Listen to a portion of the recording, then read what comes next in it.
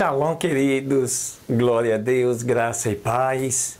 Estamos de volta para darmos continuidade a esse projeto, conhecendo os livros da Bíblia, nesta que é a quarta semana, dia 24 de junho de 2019, e hoje nós vamos falar um pouquinho acerca do quarto evangelho, do Evangelho de João.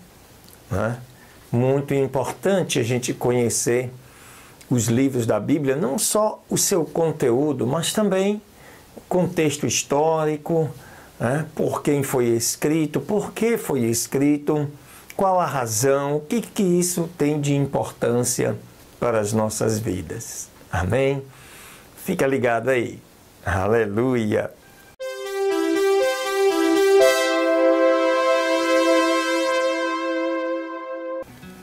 Olha só, queridos, o Evangelho de João tem por autoria o próprio evangelista, o próprio João, aquele chamado por Jesus discípulo amado, aquele que estava sempre recostado no peito de Jesus, aquele que estava, o único dos discípulos lá, aos pés da cruz, quando ele foi crucificado.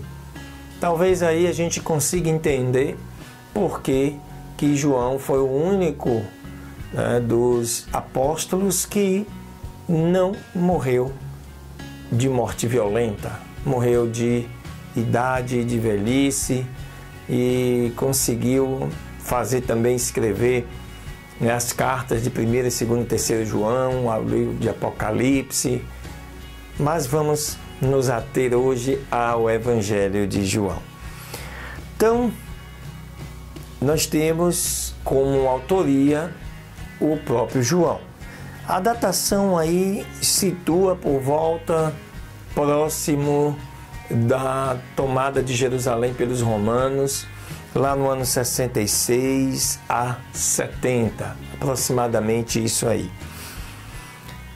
O objetivo e o propósito pelo que nós temos buscado, aprendido, tem como sentido amplo fornecer aos cristãos, principalmente da Ásia, porque quando este evangelho foi escrito, João estava em Éfeso, para fornecer aos seus discípulos, seus seguidores, uma compreensão mais clara da vida e do ministério de Jesus. Aqui uma característica interessante: quando João escreveu esse evangelho, os outros 3 já existiam, já eram de conhecimento. Então, esse provavelmente tenha sido, para João, o propósito de Deus é bem diferente dos nossos, mas de João era que os seus leitores pudessem fortalecer a sua fé com base nas palavras e nas obras de Jesus, já que Jesus não escreveu nada. Tudo que nós temos de Jesus foram escritos pelos seus apóstolos e seguidores. Aleluias! João tem uma característica única, queridos. Ele é bem diferente dos outros 3 evangelhos, que são tratados e considerados como sinóticos. Enquanto era bem provável que João, com certeza, conhecesse aí as narrativas dos outros evangelhos, e talvez por isso ele tenha escolhido uma outra forma de mostrar quem era a pessoa de Jesus, João escolheu não querer seguir a sequência cronológica de eventos dos mesmos como uma ordem tópica. E neste caso, é provável que João tenha usado as tradições literárias, e da mesma maneira não quis seguir o exemplo dos outros 3. Assim, o esquema amplo, o objetivo, a organização, o princípio é o mesmo, E alguns acontecimentos, em particular do ministério de Jesus, são comuns a todos os 4 evangelhos. Para você poder entender, vamos citar algumas diferenças, né, existentes do livro de João para os demais. Primeiro, ao invés de parábolas familiares, João faz discursos extensos, né? Em lugar dos muitos milagres e curas que tem lá no livro dos evangelhos sinóticos, João usa 7 milagres, cuidadosamente escolhidos a dedo, que servem como sinais, né? Isso é uma característica muito forte. O ministério de Jesus gira em torno das 3 festas da Páscoa. Está bem latente no Evangelho de João, ao invés de uma apenas, conforme citado nos sinóticos. E os ditos eu sou, né, são exclusivamente do Evangelho de João, né? Muito bom. E o Evangelho de João, ele dividiu o seu Evangelho, né, o ministério de Jesus, em 2 partes distintas. Do capítulo 2 ao capítulo 12, ele dá uma visão de seu ministério público, enquanto os capítulos 13 até o 21 relatam seu ministério privado aos seus discípulos.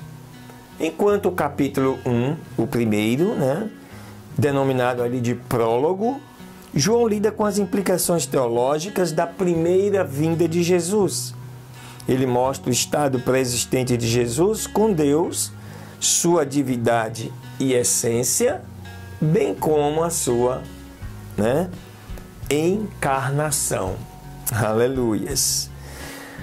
O Evangelho de João apresenta Jesus como o único Filho gerado por Deus, que se tornou carne.